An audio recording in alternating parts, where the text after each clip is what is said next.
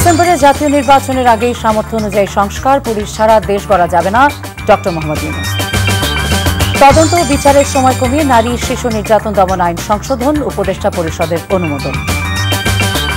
গণতন্ত্রের বিরুদ্ধে ষড়যন্ত্র চলছে, 11-র মতো বিএনপিকে মিডিয়া ট্রায়ালের মুখোমুখি করা হচ্ছে তারেক রহমান। বাংলাদেশ ফুটবলে স্বপ্ন সারথী হয়ে দেশে হামজা চৌধুরী, প্রথম ম্যাচেই ভারতকে হারানোর প্রত্যয়।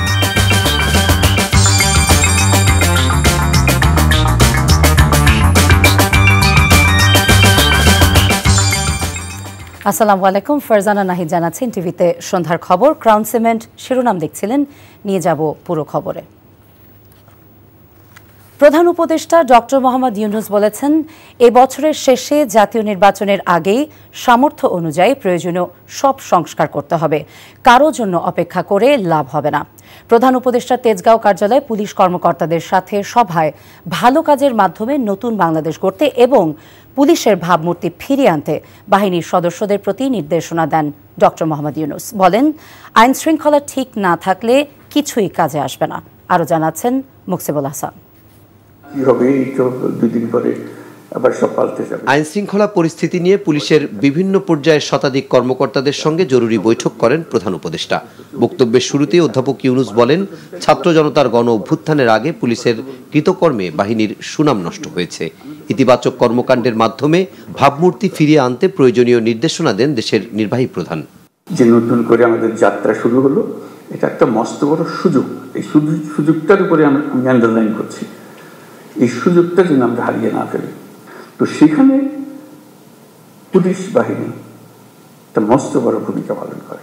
যেই সরকার তোমাদের নিয়ে কাজ করছে, সেই সরকারের ইচ্ছা যে তোমরা সেই ভাবমূর্তিতে চলে আসো, যাতে করে সবাই দুনিয়া সবাই দেখে, মানুষ দেশের মানুষও দেখে আমরা শুধু পুলিশ বাহিনী না, আমরা নতুন বাংলাদেশের পুলিশ বাহিনী। তোমার কাজে কর্মে তখন মানুষ অতীত ভুলে যাবে, মাফ করে দেবে। গণ অভ্যুত্থানের ফলে সৃষ্ট সুযোগকে কাজে লাগিয়ে প্রয়োজনীয় সংস্কারের মাধ্যমে দেশ গঠনের পরিকল্পনার কথাও জানান প্রধান উপদেষ্টা। আমরা বলছি ডিসেম্বরে নির্বাচন হবে, এর মধ্যে যা আমরা করতে চাই, যা আমাদের সামর্থ্য আছে এগুলো করে ফেলা। আমাদের যত সংস্কার করার দরকার আছে আমি করে ফেলি, কারোর জন্য অপেক্ষা করে আমাদের কোনো ফায়দা হবে না। আমরা সেই অংশটা করব, এটা আশ্বাস দিলাম তোমাদেরকে। তোমরা আমাদেরকে বলো যে আমরা আমাদের পার্টটা আমরা করবো। আমরা এই নতুন বাংলাদেশের নতুন সৈনিক পুলিশ বাহিনী হব। বাংলাদেশকে সম্ভাবনার দেশ উল্লেখ করে ডক্টর ইউনূস বলেন, যেসব দেশ এখন বিশ্ব নেতৃত্ব দিচ্ছে তাদের কাতারে থেকেই বাংলাদেশ এগিয়ে যেতে সক্ষম। মুকসিবুল হাসান, এনটিভি নিউজ, ঢাকা। নারী ও শিশু নির্যাতন দমন সংশোধন অধ্যাদেশ 2025-এর খসড়ার নীতিগত অনুমোদন দিয়েছে উপদেষ্টা পরিষদ। প্রধান উপদেষ্টা অধ্যাপক ডক্টর মোহাম্মদ ইউনূসের সভাপতিত্বে অনুষ্ঠিত উপদেষ্টা পরিষদের বিশেষ বৈঠকে এই অনুমোদন দেওয়া হয়। প্রধান উপদেষ্টা তেজগাঁও কার্যালয়ে বৈঠকে নারী ও শিশু দমন নির্যাতন আইন 2000-এর বেশ কিছু সংশোধনী আইন মন্ত্রণালয়ের পক্ষ থেকে উত্থাপন করা হয়। ধর্ষণ মামলা দ্রুত নিষ্পত্তি করার জন্য চট্টগ্রাম এবং রাজশাহীতে আরও 2টি ডিএনএ ল্যাব স্থাপনের সিদ্ধান্ত নেওয়া হয়েছে বলে জানিয়েছেন আইন উপদেষ্টা। শিশু ধর্ষণ মামলা পরিচালনার জন্য এই অধ্যাদেশে বিশেষ ট্রাইব্যুনাল গঠনের বিধান রাখা হয়েছে। অধ্যাদেশের বিভিন্ন ধারা নিয়ে মন্ত্রণালয় ইতোমধ্যে কিছু মতামত পেয়েছে উল্লেখ করে সেগুলো যাচাই বাছাই শেষে বৃহস্পতিবারের মধ্যে অধ্যাদেশটি চূড়ান্ত করা হবে বলেও জানান তিনি। অনুমোদন দেবে বলে আশা করছি, উপদেষ্টা মণ্ডলী অনুমোদন দেবে। দেশের বর্তমান পরিস্থিতিতে যেভাবে ধর্ষণ বেড়ে যাচ্ছে, দেশের এই সংকটময় পরিস্থিতিতে আমাদেরকে আরো বেশি শিশু ধর্ষণের মামলার বিচার করার জন্য বিশেষ ট্রাইব্যুনাল স্থাপনের বিধান রাখা হয়েছে। বিচার এবং তদন্তের সময় কমানো হয়েছে। আমরা এটার উপর সর্বোচ্চ গুরুত্ব দিচ্ছি।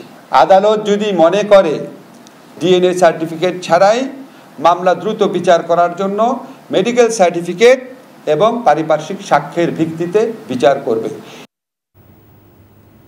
বিএনপির ভারপ্রাপ্ত চেয়ারম্যান তারেক রহমান বলেছেন, দেশের গণতন্ত্রের বিরুদ্ধে ষড়যন্ত্র চলছে। 11-র মতো বিএনপিকে মিডিয়া ট্রায়ালের মুখোমুখি করা হচ্ছে বলেও মন্তব্য করেন তিনি।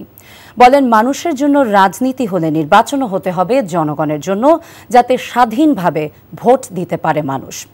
অনলাইন অ্যাক্টিভিস্টদের সম্মানে ইফতার মাহফিলে ভার্চুয়ালি যুক্ত হয়ে এসব বলেন তারেক রহমান। ইমরুল আহসানের রিপোর্ট। অনলাইন অ্যাক্টিভিস্টদের সম্মানে সোমবার ইফতারের আয়োজন করে জিয়া সাইবার ফোর্স। অনুষ্ঠানে লন্ডন থেকে অনলাইনে যুক্ত হন বিএনপির ভারপ্রাপ্ত চেয়ারম্যান। স্বৈরাচারের আমলে অনলাইনে লড়াই করার জন্য সাইবার যোদ্ধাদের ধন্যবাদ জানিয়ে যে কোনো সময়ের চেয়ে তাদেরকে আরও সক্রিয় থাকার আহ্বান জানান তারেক রহমান। বলেন, দেশ ও দেশের গণতন্ত্র নিয়ে চক্রান্ত চলছে। বাংলাদেশের গণতন্ত্রের ভিত্তির বিরুদ্ধে যে ষড়যন্ত্র ছিল, একটি ষড়যন্ত্র আবারও শুরু হয়েছে।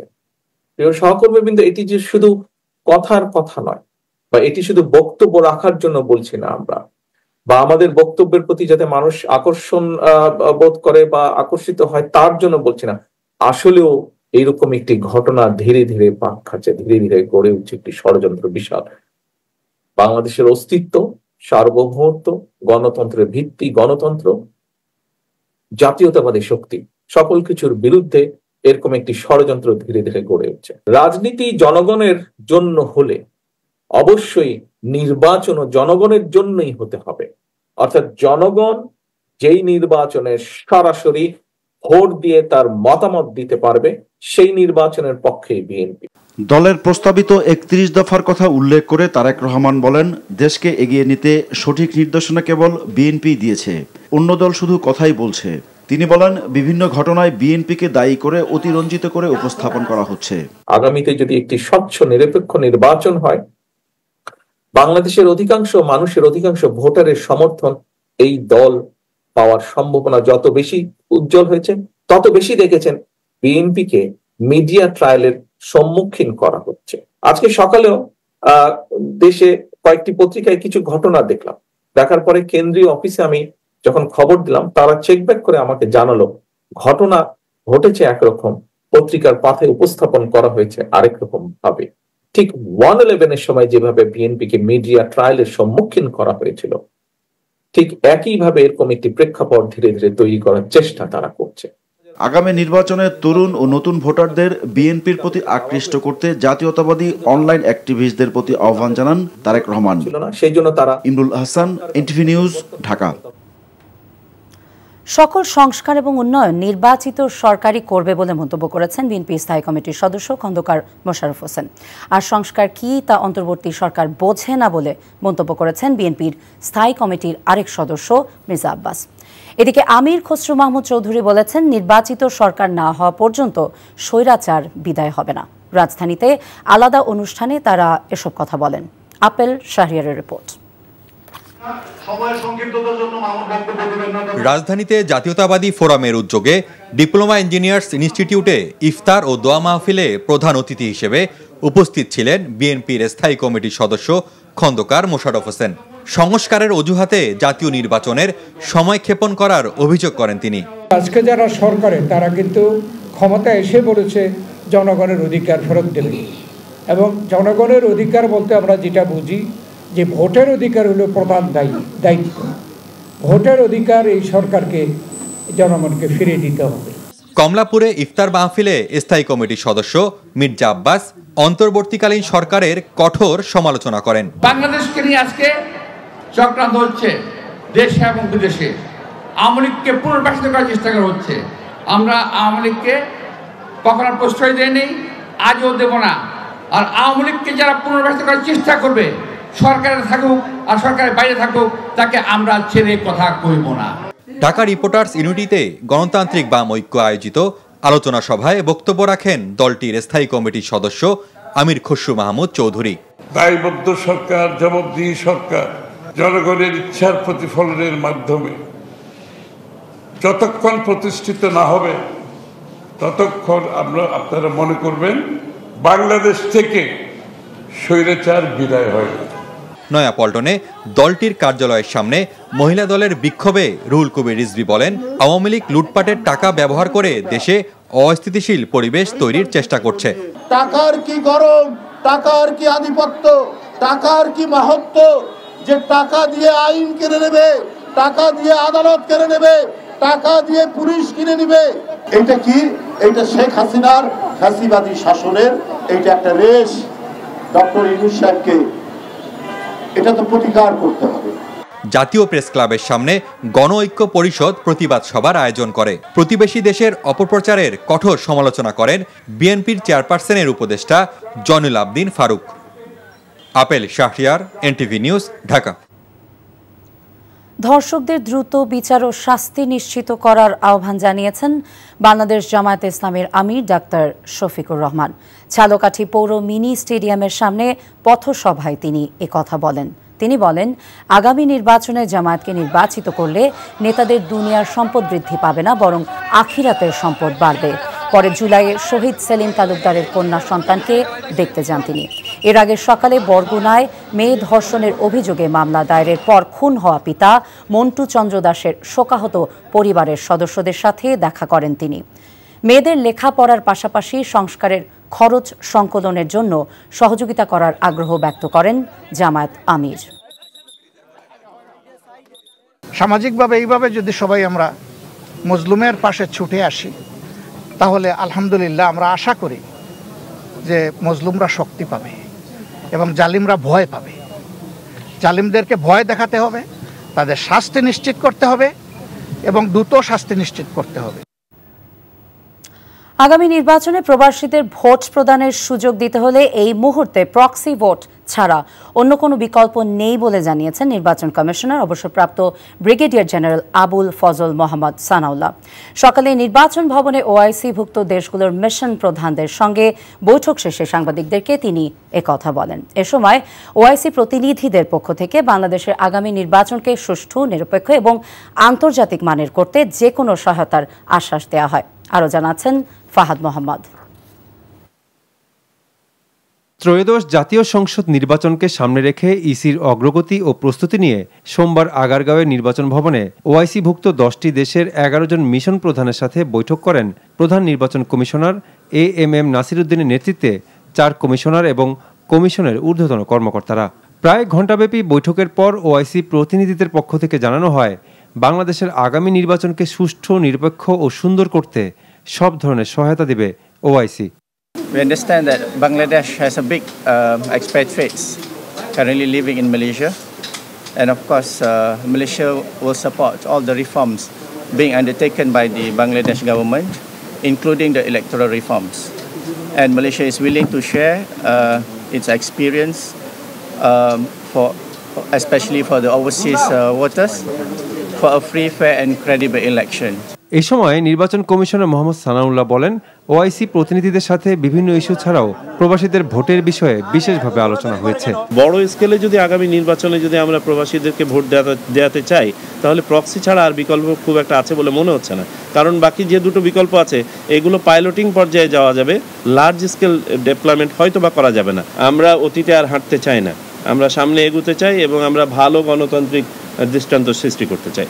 বর্তমান কার্যক্রমের পাশাপাশি কমিশনের বিভিন্ন প্রস্তুতি নিয়ে ওআইসির মিশন প্রধানদের সাথে আলোচনা হয়েছে বলে জানান নির্বাচন commissioner.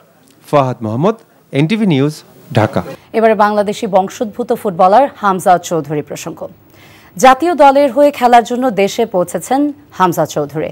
English club Leicester city থেকে শেফিল্ড ইউনাইটেডে খেলা এই মিডফিল্ডারকে নিয়ে দেশের মানুষ একটু বেশি আশাবাদী। সিলেট ওসমানী আন্তর্জাতিক বিমানবন্দরে তাকে বরণ করেন বাংলাদেশ ফুটবল ফেডারেশনের কর্মকর্তারা। এ সময় বাইরে ছিল শত শত ক্যামেরা, মুঠোফোন আর বিপুল সংখ্যক উৎসুক জনতা। ক্যামেরা পার্সন রাজু আহমেদকে নিয়ে সিলেটের হবিগঞ্জ থেকে আরও জানাচ্ছেন কুশল ইয়াসের। প্রায় 11 বছর পর হামজা চৌধুরীর দেশে আসা, তবে এবার পা রাখলেন একজন তারকা হিসেবে। বিশ্ব ফুটবলের সবচেয়ে জনপ্রিয় ইংলিশ লিগ মাতানো এই মিডফিল্ডার বাংলাদেশের হয়ে খেলবেন, তাই তাকে বরণ করতে সিলেট ওসমানী বিমানবন্দরে ছিল উপচে পড়া ভিড়। ভক্ত থেকে গণমাধ্যম কর্মীদের সামলাতে হিমশিম খেতে হয়েছে বিমানবন্দরের দায়িত্বরতদের। প্রিয় খেলোয়াড়কে একবার ছুঁয়ে দেখতে কিংবা একটি সেলফির জন্য আপ্রাণ চেষ্টা ফুটবল প্রেমীদের। আমরাও বিভিন্নের গৌরব, সিলেটের গৌরব, বাংলাদেশের গৌরব। উনি এত বড় মাপের প্লেয়ার আমাদের দেশে আসছে। সবচেয়ে যে বড় বিষয়টি হচ্ছে তাদের মাধ্যমে অনুপ্রাণিত হয়ে বাংলাদেশের ফুটবলে নবীন ফুটবলাররা তৈরি হবে, সেটাই আমাদের প্রত্যাশা হওয়া উচিত। অতঃপর শেষ হলো সেই মাহেন্দ্রক্ষণ। ভিআইপি গেট দিয়ে বেরিয়ে এলেই হামজা হারিয়ে গেলেন ভিড়ে। জানালেন দেশের হয়ে খেলতে কতটা মরিয়া তিনি। ইনশাআল্লাহ আমরা উইন করব। আমরা বিগ ড্রিমস আছে আমরা বাংলাদেশের সঙ্গে। আমি কোচ হাভিয়ার সঙ্গে ম্যাচি বুতা আর ইনশাআল্লাহ আমরা উইন করে প্রোগ্রেস করতে পারবো। হবিগঞ্জের নিজ বাড়ির পথ ধরার আগে গাড়ি থেকে ভক্তদের শুভেচ্ছা জানান। বাহুবলের স্নানঘাটে প্রবেশ করতেই উচ্ছ্বাসের মাত্রা ছাড়িয়ে যায় আরো বেশি। মেঠো পথে ঘরের ছেলে হামজাকে বরণ করে নেয় এলাকাবাসী। বাড়ির পাশে তার জন্য তৈরি বিশেষ মঞ্চে উঠে সবার প্রতি কৃতজ্ঞতা প্রকাশ করেন হামজা। সন্ধ্যায় নিজ উঠানে জাতীয় দল নিয়ে পরিকল্পনার কথা জানান তিনি। আমরা ইন্ডিয়ার কথা আমরা কনসেন্ট্রেট করতেছি না, আমরা খালি আমরা কথা কনসেন্ট্রেট করতেছি। দেখা হবে না খেতে হয় মাসে। লাস্ট ফিউ ডেজ কিছু মারছি না, আমি কোচের সঙ্গে বেশি করে মারছি। জামাল বুয়ানের সঙ্গে আমি না কিছু কথা হইছে না। ইনশাল্লাহ কোন সময় যাবো বাবা? টুমরো কালকে সব টিম মিট করবো। বাংলাদেশের নতুন দিনের যাত্রায় নতুন সারথি হতে চান হামজা। কুশল ইয়াসির, এনটিভি নিউজ, সিলেট। এবারে করোনার ভ্যাকসিন নিয়ে দুর্নীতির অভিযোগ উঠেছে সাবেক প্রধানমন্ত্রী শেখ হাসিনার বেসরকারি বিনিয়োগ এবং শিল্প উপদেষ্টা সালমান এফ রহমানের বিরুদ্ধে। সালমান এফ রহমান এবং তার প্রতিষ্ঠান বেক্সিমকোর বিরুদ্ধে করোনা মহামারীতে বিদেশ থেকে ভ্যাকসিন আমদানিতে 22,000 কোটি টাকা লোপাটের অভিযোগ এনেছে দুর্নীতি দমন কমিশন। এই বিষয়ে তদন্ত শুরু হয়েছে বলে জানিয়েছেন দুদক মহাপরিচালক আক্তার হোসেন। রাজধানীর সেগুনবাগিচা এক সংবাদ ব্রিফিংয়ে এই তথ্য জানান তিনি।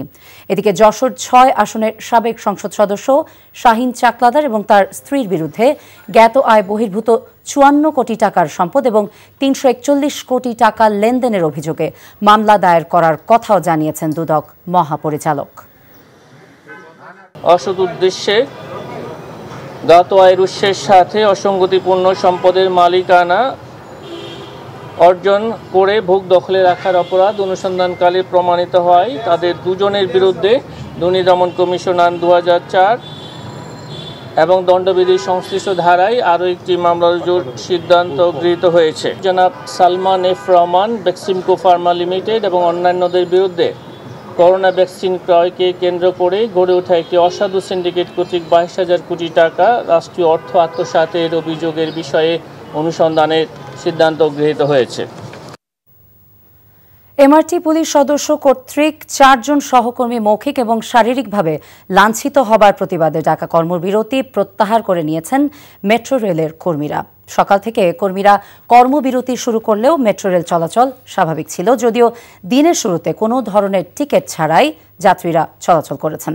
আন্দোলনকারীদের পক্ষ থেকে জানানো হয়েছে যাত্রী হয়রানির কথা বিবেচনা করে কর্মবিরতির মধ্যেও সেবাদান অব্যাহত রাখেন তারা।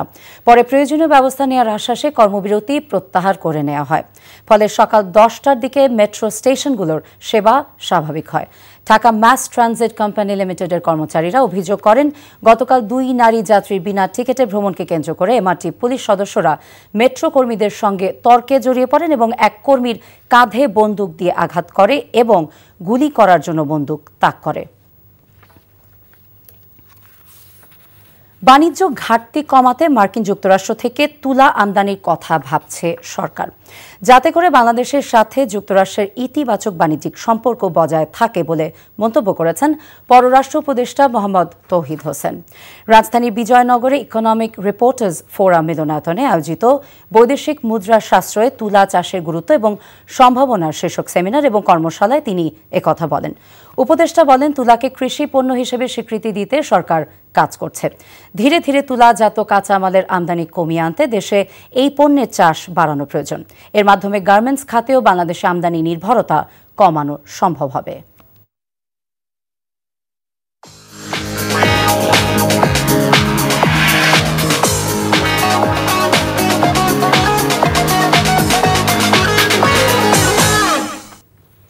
মার্কেন্টাইল ব্যাংক অর্থনীতির খবর।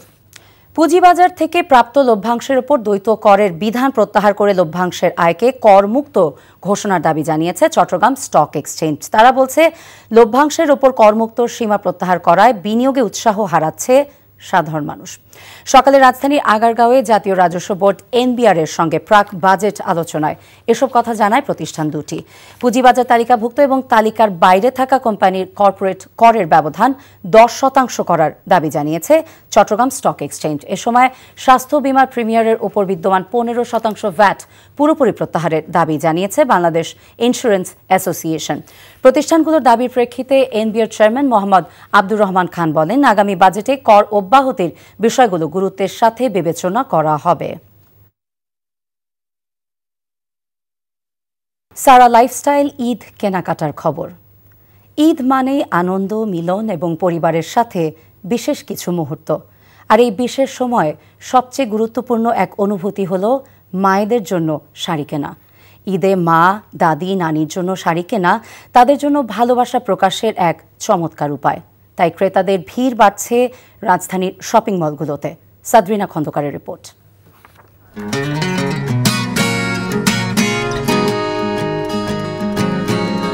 মা, দাদি, নানি কিংবা পরিবারের বয়স্কদের জন্য কাপড় কেনা যেন এক অন্যরকম আনন্দ।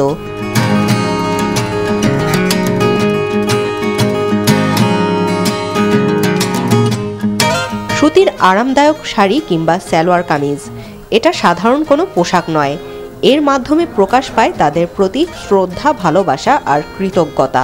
শাড়ি কিনে মায়ের হাতে উপহার দেওয়ার মধ্যে একটা বিশেষ স্নেহ মমতা কাজ করে বলে জানান ঈদ কেনাকাটা করতে আসা অনেকেই। মায়ের জন্য যে 3 পিস কিনেছি, বোনের জন্য কেনাকাটা হচ্ছে, ছেলের জন্য দেখতেছি। মা তো একটা স্পেশাল পারসন, তাকে দেওয়া মানেই তো খুশি। আমি আমার মার জন্য শাড়ি কিনতে আসছি, তো আরামদায়ক কটনের ভিতরে, সুন্দরের জন্য আসছি। ব্যবসায়ীরা বলছেন এবার ঈদে টাঙ্গাইলের তাঁতের শাড়ি সহ জামদানি শাড়ির চাহিদা বেশি। টাঙ্গাইলে পাবনার শাড়িগুলোর বেশি চাহিদা। মুরব্বী, মিডিয়াম এজ এরা একটু সুতি পছন্দ করে আপনি, আর যারা একটু মনে করেন একটু গর্জিয়াস, একটু ভারী চায় তারা জামদানি পছন্দ করে। অনেক সুন্দর সুন্দর শাড়ি আসছে, কাতানোর পিওর সিল্কের ভিতরে আসছে রিজনেবল প্রাইজে। আর আমাদের 780 থেকে শুরু, আপনার 3400 পর্যন্ত। ঈদের বেশি দিন বাকি নেই, তাই পরিবারের অন্যান্যদের পাশাপাশি মায়েদের জন্য কেনাকাটায় অনেক ক্রেতাকেই বাড়তি ব্যস্ততায় কাটাতে হচ্ছে। সাদরিনা খন্দকার, এনটিভি নিউজ, ঢাকা। ডিসেম্বরে জাতীয় নির্বাচনের আগে সামর্থ্য অনুযায়ী সংস্কার, পুলিশ ছাড়া দেশ করা যাবে না, ডক্টর মোহাম্মদ ইউনূস। তদন্ত ও বিচারের সময় কমিয়ে নারী শিশু নির্যাতন দমন আইন সংশোধন, উপদেষ্টা পরিষদের অনুমোদন। গণতন্ত্রের বিরুদ্ধে ষড়যন্ত্র চলছে, 11-র মতো বিএনপিকে মিডিয়া ট্রায়ালের মুখোমুখি করা হচ্ছে তারেক রহমান। বাংলাদেশ ফুটবলের স্বপ্ন সারথি হয়ে দেশে হামজা চৌধুরী, প্রথম ম্যাচেই ভারতকে হারানোর প্রত্যয়। এই ছিল সন্ধ্যার খবরে। এই খবরের ভিডিও সহ আপডেট জানতে ভিজিট করুন এনটিভি অনলাইন www.ntvbd.com। এছাড়া এনটিভি জনপ্রিয় সব অনুষ্ঠান এবং খবরের আপডেট জানতে ভিজিট করুন আমাদের ইউটিউব এবং ভেরিফাইড ফেসবুক পেজ। রাত 10:30টায় রাতের খবর দেখার আমন্ত্রণ রইল। সবাইকে ধন্যবাদ।